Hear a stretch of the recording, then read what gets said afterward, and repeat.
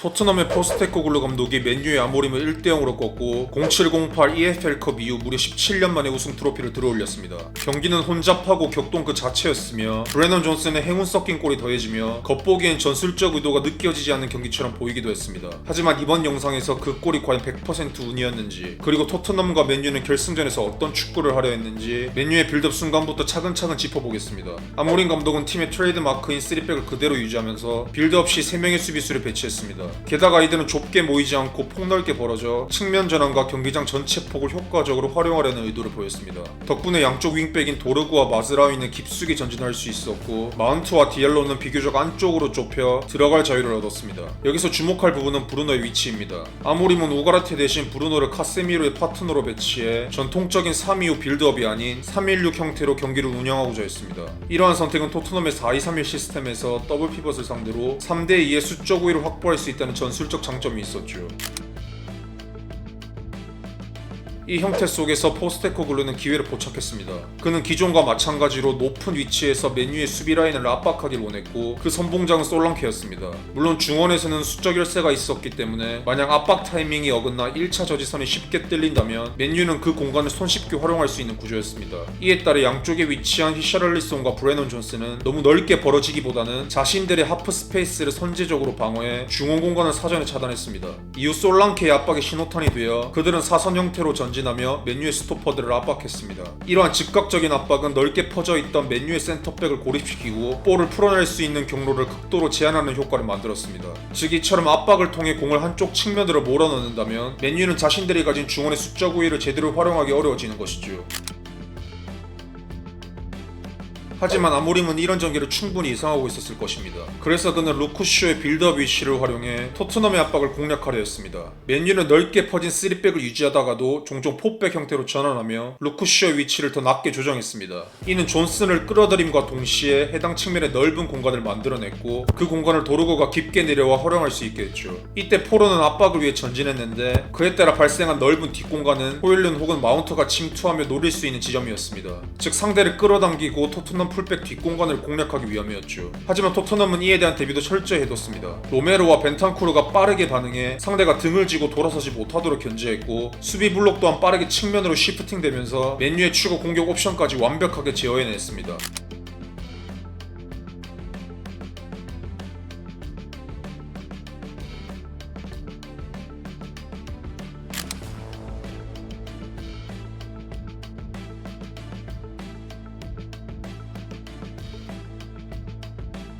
이러한 전개가 통하지 않자 맨유는 빠른 전환을 통해 오른쪽 측면을 공략하려 시도합니다. 히샤럴리송은 마즈라이를 견제하는 것이 우선 과제였기 때문에 항상 중앙에 좁혀 있을 수는 없었고 이는 자연스럽게 해당 경로가 생길 수 있다는 뜻이기도 했습니다. 이때 마즈라위의 오버래핑까지 더해지면 우도기는 1대2의 수적 열세에 놓일 수밖에 없었습니다. 즉 누구에게도 적극적으로 붙기 어려운 애매한 상황이 만들어진 것이죠. 이를 상쇄하기 위해 비수마가 측면 커브에 나설 수밖에 없었고 그에 따라 맨유는 원하던 중원 수적 우위를 활용할 수 있는 여지가 생겼습니다. 여기서 브루노는 디알로와 마즈라의 아래쪽에서 그들을 유기적으로 지원했고 벤탄쿠르는 센터백 앞 공간을 보호해야 했기 때문에 함부로 전진에 견제할 수 없는 상황이었습니다. 이처럼 측면 우위를 기반으로 맨유는 전진할 수 있었고 디알로를 박스 근처까지 끌어올리는 데 성공했습니다. 디알로는 왼발 드리블과 크로스 모두 능숙한 선수이기에 박스 안으로 침투하는 맨유 공격수들을 노린 장면도 몇 차례 있었습니다.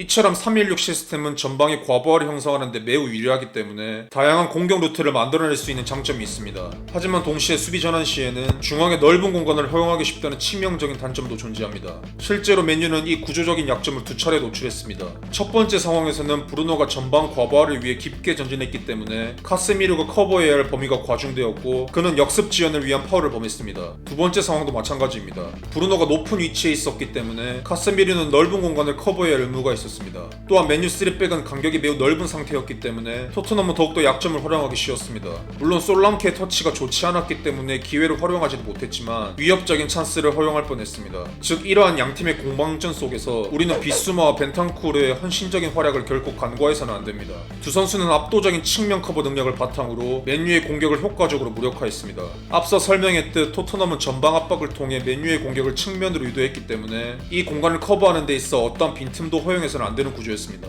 여기서 비수마는 MOM급 활약을 펼쳤습니다. 탁월한 수비 능력을 바탕으로 수많은 경합에서 우위를 점했고 위험 지역에 도달하기 전 선제적으로 공격을 차단하며 흐름을 끌어냈습니다.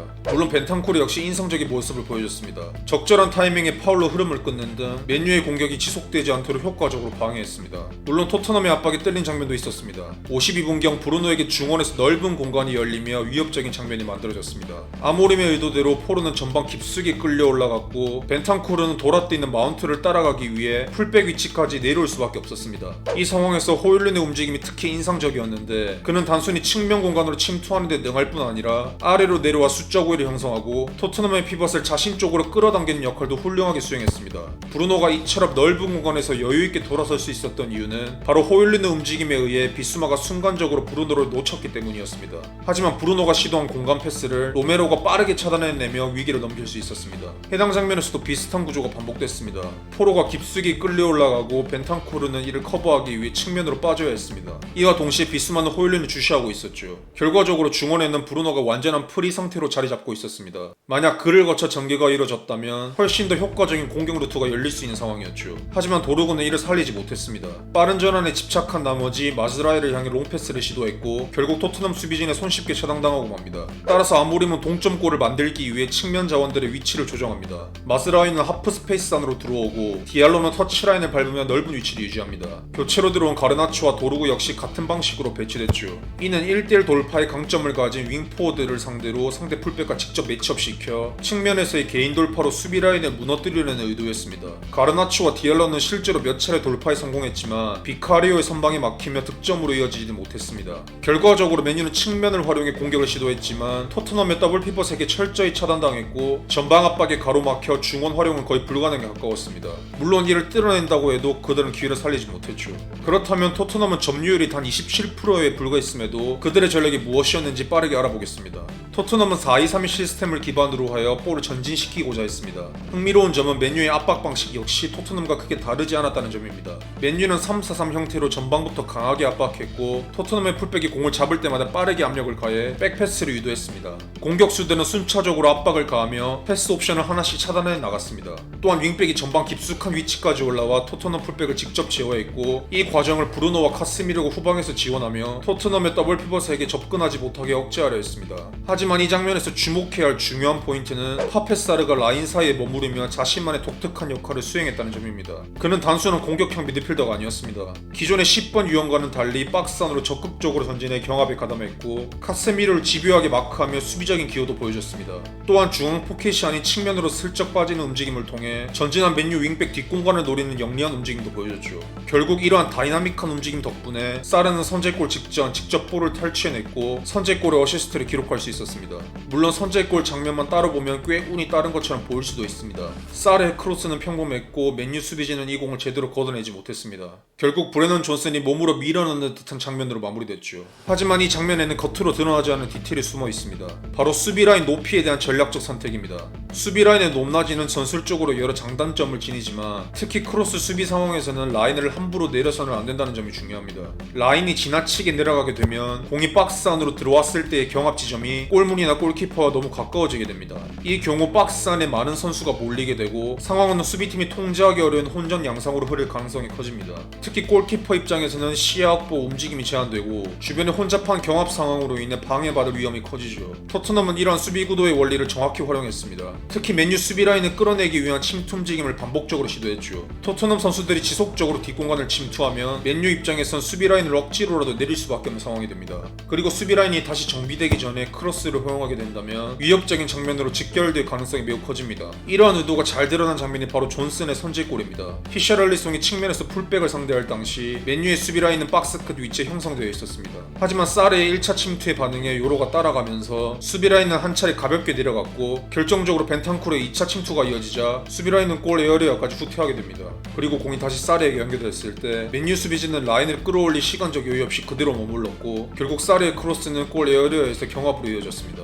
이처럼 경합 지점이 박스 안 깊은 곳이 될수록 수비 입장에서는 작은 실수 하나도 실점으로 직결될 수밖에 없었습니다. 하지만 토트넘 역시 예외는 아니었습니다. 그들도 때때로 골 에어리어 가까이 수비 라인을 내린 상황이 있었죠. 그러나 차이점은 박스 안을 훨씬 더 조직적으로 방어했다는 점입니다. 맨유보다 더 많은 수의 수비수를 박스 안에 배치해 숫자에서 우위를 점했고 상대가 크로스를 쉽게 올리지 못하도록 측면에서부터 적극적인 견제를 가했습니다. 그 결과 맨유처럼 혼잡하고 통제 불가능한 경합 상황은 토트넘 박스 안에서는 거의 발생하지 않았죠. 물론 위험한 순간도 있었습니다. 대표적인 장면이 바로 비카리오의 캐칭 실수였죠. 이 장면 역시 경합 지점이 골 에어리어 바로 앞이었기 때문에 위험도가 극도로 높아졌고 자칫하면 맨유의 결정적인 기회로 이어질 뻔했습니다. 하지만 반더벤의 슈퍼 세이브로 토트넘은 위기를 넘길 수 있었습니다. 이처럼 축구는 유리한 구들을 얼마나 자주 만들고 불리한 구들을 얼마나 잘 피하느냐의 싸움입니다. 그리고 그 찰나의 기회를 살릴 수 있느냐가 승부를 가려죠. 맨유는 수비 라인이 잠시 내려간 순간 토트넘에게 일격을 허용했고 반면 토트넘은 팀원의 실수가 벌어지더라도 다른 선수가 커버하며 실점을 막아냈습니다. 결국 위기를 최소화하고 기회를 놓치지 않은 쪽이 이 경기의 승자였고 토트넘은 마침내 17년 만에 유럽 대회 우승컵을 들어올릴 수 있었습니다. 이번 결승전에 대한 다른 관점이 있다면 댓글로 자유롭게 공유해주시면 감사하겠습니다.